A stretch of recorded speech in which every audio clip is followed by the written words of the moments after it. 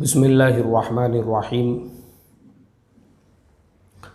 منتخبہ حدیث کی تعلیم کا یہ ہمارا آج تیسرا دن ہے۔ شروعات کرتے ہیں ایمان سے۔ بسم اللہ الرحمن الرحیم۔ اللہ تبارک و تعالیٰ کا ارشاد ہے، بے شک ہم اپنے رسولوں اور ایمان والوں کی دنیا کی زندگی میں بھی مدد کرتے ہیں اور قیامت کے دن بھی مدد کریں گے، جس دن اعمال لکھنے والے فرشتے گواہی دینے کھڑے ہوں گے۔ اللہ تعالیٰ کا ارشاد ہے، بے شک ہم اپنے رسولوں اور ایمان والوں کی دنیا کی زندگی میں بھی مدد کرتے ہیں اور قیامت کے دن بھی مدد کریں گے، جس دن اعمال لکھنے والے فرشتے گواہی دینے کھڑے ہوں گے۔ آگے فرمایا، اللہ تعالیٰ کا ارشاد ہے، جو لوگ ایمان لائے انہوں نے اپنے ایمان میں شرک کی ملاوٹ نہیں کی، امن انہی کے لیے ہے اور یہی لوگ ہدایت پر ہیں۔ اللہ تعالیٰ کا ارشاد ہے، جو لوگ ایمان لائے انہوں نے اپنے ایمان میں شرک کی ملاوٹ نہیں کی، امن انہی کے لیے ہے اور یہی لوگ ہدایت پر ہے۔ شرک مطلب اللہ کی ذات میں کسی اور کو شریک کرنا اور یہ سمجھنا کہ اللہ کے علاوہ اور بھی کوئی کسی کے پاس میں کسی قسم کی کوئی قدرت ہے، طاقت ہے کسی کو، تو اسے شرک کہتے ہیں۔ اسی لیے ہمارا یقین اور ایمان خالص اللہ کی ذات پہ ہونا چاہیے۔ اللہ کے علاوہ جو لوگوں کا یقین، اعتقاد، ایمان خاص طور پہ بہت ساری غلط چیزوں کے اوپر ہوتا ہے، اللہ تعالیٰ جو ہے ہم تمام کے ایمان کو درست فرمائیں۔ اب ہم پڑھیں گے نماز میں سے۔ بسم اللہ الرحمن الرحیم۔ حضرت ابراہیم علیہ السلام نے دعا فرمائی، اے میرے رب، مجھ کو اور میری اولاد کو نماز کا خاص اہتمام کرنے والا بنا دیجئے۔ اے ہمارے رب، اور میری یہ دعا قبول کر لیجئے۔ حضرت ابراہیم علیہ السلام نے دعا فرمائی، اے میرے رب، مجھ کو اور میری اولاد کو نماز کا خاص اہتمام کرنے والا بنا دیجئے، اور ہمارے رب اور میری یہ دعا قبول کر لیجئے۔ اللہ تعالیٰ نے اپنے رسول صلی اللہ علیہ وسلم سے ارشاد فرمایا، زوال آفتاب سے لے کر رات اندھیرا ہونے تک نمازیں ادا کیا کیجیے، یعنی ظہر، عصر، مغرب، عشاء اور فجر کی نماز بھی ادا کیا کیجیے۔ بے شک فجر کی نماز اعمال لکھنے والے فرشتوں کے حاضر ہونے کا وقت ہے۔ اللہ تعالیٰ نے اپنے رسول صلی اللہ علیہ وسلم سے ارشاد فرمایا، زوال آفتاب سے لے کر رات کا اندھیرا ہونے تک نمازیں ادا کیا کیجیے، یعنی ظہر، عصر، مغرب، عشاء اور فجر کی نمازیں بھی ادا کیا کیجیے۔ بے شک فجر کی نماز اعمال لکھنے والے فرشتوں کے حاضر ہونے کا وقت ہے۔ اب ہم پڑھیں گے علم اور ذکر میں سے۔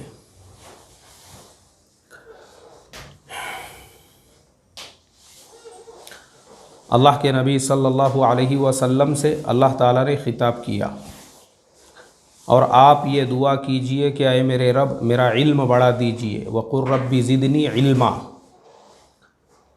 رسول صلی اللہ علیہ وسلم سے خطاب کیا اور کہا، اور آپ یہ دعا کیجئے، اے میرے رب، میرا علم بڑھا دیجئے۔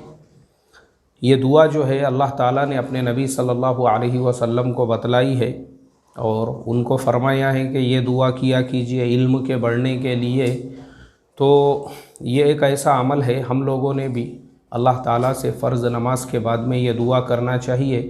اس کی برکت سے اللہ تبارک و تعالیٰ علم و حکمت سے سینوں کو منور فرما دیتے ہیں۔ آگے فرمایا، اللہ تعالیٰ کا ارشاد ہے، اور بے شک ہم نے داؤد اور سلیمان علیہ السلام کو علم عطا فرمایا اور ان پر ان دونوں نبیوں نے کہا، سب تعریفیں اس اللہ تعالیٰ کے لیے ہے جنہوں نے اپنے بہت سے ایمان والے بندوں پر فضیلت دی۔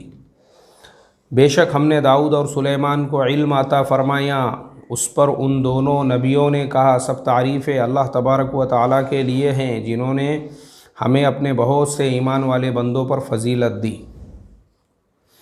اب ہم پڑھیں گے اکرام مسلم میں سے۔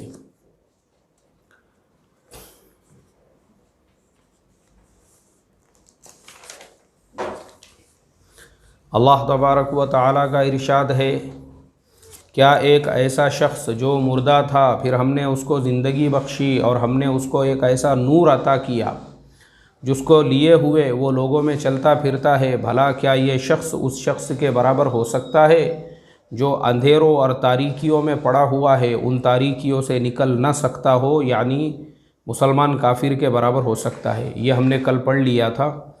اب اس کے آگے کی آیت اللہ تعالیٰ کا ارشاد ہے، جو شخص مومن ہو کیا وہ اس شخص جیسا ہو جائے گا جو اللہ کی نافرمانی کرنے والا ہے؟ دونوں آپس میں برابر نہیں ہو سکتے۔ جو شخص مومن ہو کیا وہ اس شخص جیسا ہو جائے گا جو بے حکم یعنی کافر ہو، اور وہ آپس میں برابری نہیں کر سکتے۔ اب ہم پڑھیں گے اخلاص نیت میں سے۔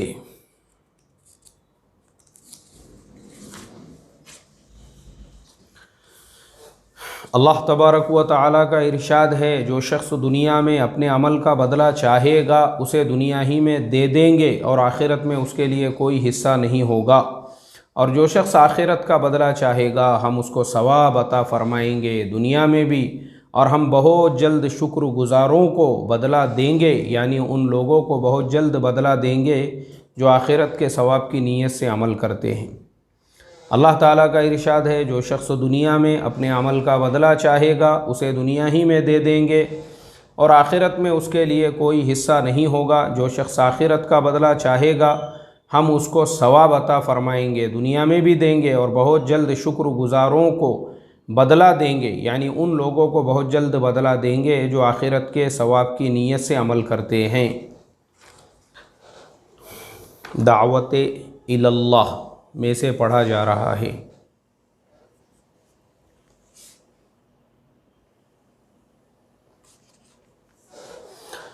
اللہ تبارک و تعالیٰ کا ارشاد ہے، اگر ہم چاہتے تو آپ کے علاوہ اسی زمانے میں ہر بستی میں ایک پیغمبر بھیج دیتے اور تنہا آپ پر تمام کام نہ ڈالتے، لیکن چونکہ آپ صلی اللہ علیہ وسلم کا اجر بڑھانا مقصود ہے اس لیے ہم نے ایسا نہیں کیا۔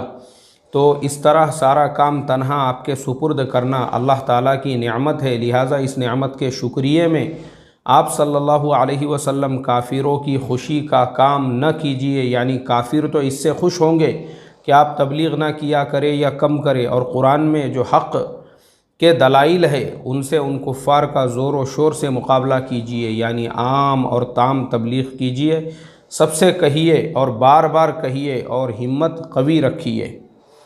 یہ آیت اللہ تعالیٰ نے اپنے نبی صلی اللہ علیہ وسلم کا حوصلہ اور ہمت بڑھانے کے لیے نازل فرمائی، جس میں اللہ تعالیٰ کیا فرماتے ہیں دیکھو دھیان سے سنو۔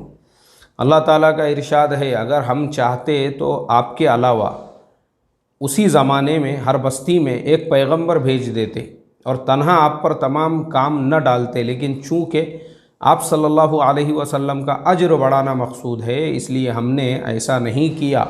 تو اس طرح سارا کام تنہا آپ کے سپرد کرنا اللہ تعالیٰ کی نعمت ہے، لہٰذا اس نعمت کے شکریے میں آپ صلی اللہ علیہ وسلم کافروں کی خوشی کا کام نہ کیجیے، یعنی کافر تو اس سے خوش ہوں گے کہ آپ تبلیغ نہ کیا کرے یا کم کرے، اور قرآن میں جو حق کے دلائل ہیں ان سے ان کفار کا زور و شور سے مقابلہ کیجیے، یعنی عام اور تام تبلیغ کیجیے، سب سے کہیے اور بار بار کہیے اور ہمت قوی رکھیے۔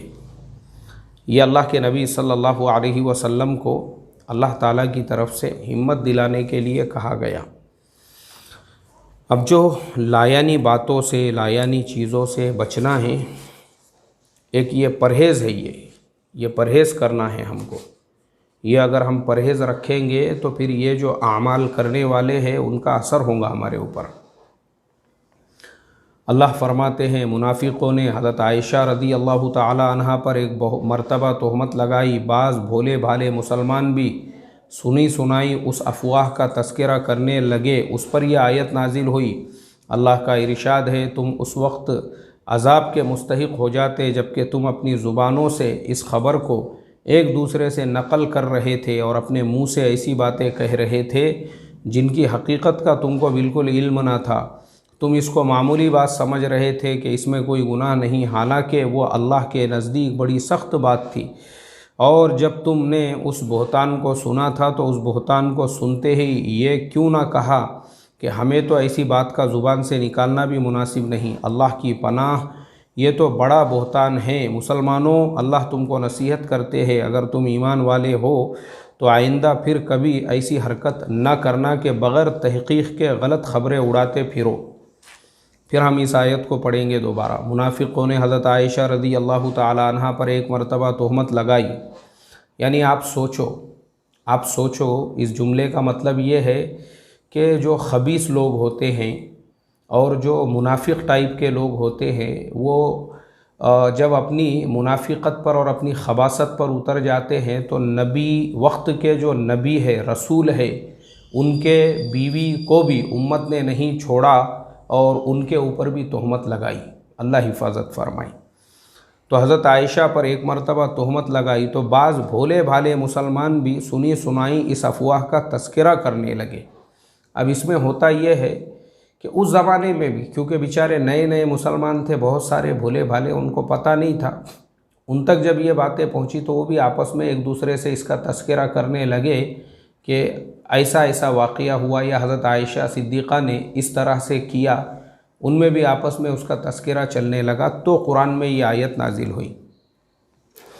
اللہ تعالیٰ کا ارشاد ہے، تم اس وقت عذاب کے مستحق ہو جاتے جبکہ تم اپنی زبانوں سے اس خبر کو ایک دوسرے سے نقل کر رہے تھے اور اپنے منہ سے ایسی باتیں کہہ رہے تھے جن کی حقیقت کا تم کو بالکل علم نہ تھا اور تم اس کو معمولی بات سمجھ رہے تھے۔ یعنی اگر اللہ چاہتا اسی وقت ان لوگوں کے اوپر عذاب بھی اتر سکتا تھا، نبی کے بیوی کی شان میں اس طرح سے بہتان بازی کرنے کی وجہ سے ان لوگوں کو اس کا ہوش ہی نہیں تھا، وہ ایک دم اس کو معمولی سمجھ رہے تھے کہ اس میں کوئی گناہ نہیں ہے، ان کو ایسا لگا، حالانکہ وہ اللہ کے نزدیک بہت بڑی سخت بات تھی۔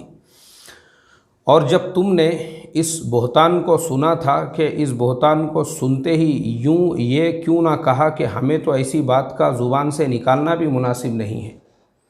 کسی کے بارے میں اگر ہم اس طرح کی خبر سنیں جو ہم نے اپنی آنکھوں سے نہیں دیکھی، ہم نے فوراً یہ کہنا چاہیے کہ ہمیں تو اپنی زبان سے ایسی بات کا نکالنا بھی مناسب نہیں ہے۔ اللہ کی پناہ، یہ تو بہت بڑا بہتان ہے، یہ بہت بڑا، ھذا بہتان عظیم، قرآن کی آیت ہے وہ۔ مسلمانوں، اللہ تعالیٰ تم کو نصیحت کرتے ہیں، اگر تم ایمان والے ہو تو آئندہ پھر کبھی ایسی حرکت نہ کرنا۔ یعنی اللہ تعالیٰ نے نصیحت کی، دیکھو جو ایمان والا ہوگا وہ ایسی اس طرح سے بہتان والی خبریں، کسی پہ بہتان لگانا، کسی کے اوپر جھوٹ مڑنا، بغیر تحقیق کے غلط خبریں اڑاتے پھرنا، وہ اس کے بعد تم نے کبھی بھی ایسا نہیں کرنا۔ اللہ نے ان کو حکم دیا اس بات کا۔ اور بہتان جو ہے میرے محترم دوستو، وہ اپنی سگی ماں سے 70 مرتبہ منہ کالا کرنے سے بھی زیادہ سخت ہے۔ کسی کے بارے میں صرف سنی سنائی باتوں کو چلانا یا پھر اس کے اوپر یقین کرنا اور دوسرے سے اس کا تذکرہ کرنا، اپنی خود کی سگی ماں کے ساتھ میں 70 مرتبہ منہ کالا کرنے سے بھی زیادہ سخت ہے۔ ایک دم آپ کو فضائل اعمال کے اندر بھی یہ حدیث ملیں گی۔ حضرت شیخ زکریا نے، میرے خیال سے فضائل رمضان میں ہے، یہ اتنا سخت اور اتنا کبیرہ گناہ ہے، ہمارے زمانے میں بھی لوگ اس کو معمولی سمجھتے ہیں، کسی کے بارے میں اس طرح سے تذکرہ کرنا۔ اللہ تعالی ہمارے ایمانوں کی حفاظت فرمائے، اور اللہ تبارک و تعالی جتنی باتیں ہیں ان باتوں کے اوپر ہم تمام کو عمل کرنے کی توفیق عطا فرمائیں، اور جو پرہیز بتایا ہے لایانی کا، اس سے اللہ تعالی ہم کو پرہیز کی بھی توفیق عطا فرمائیں۔ سبحان اللہ و بحمدہ، سبحانک اللہم و بحمدک، نشہد ان لا الہ الا انت، نستغفرک و نتوب الیک۔ سبحان ربک رب العزت عما یصفون وسلام علی المرسلین والحمد للہ رب العالمین۔ جی مفتی صاحب کیا بولتے ہیں آپ؟ ٹھیک ہے تعلیم ہے تو صاحب ابھی پڑھیں گے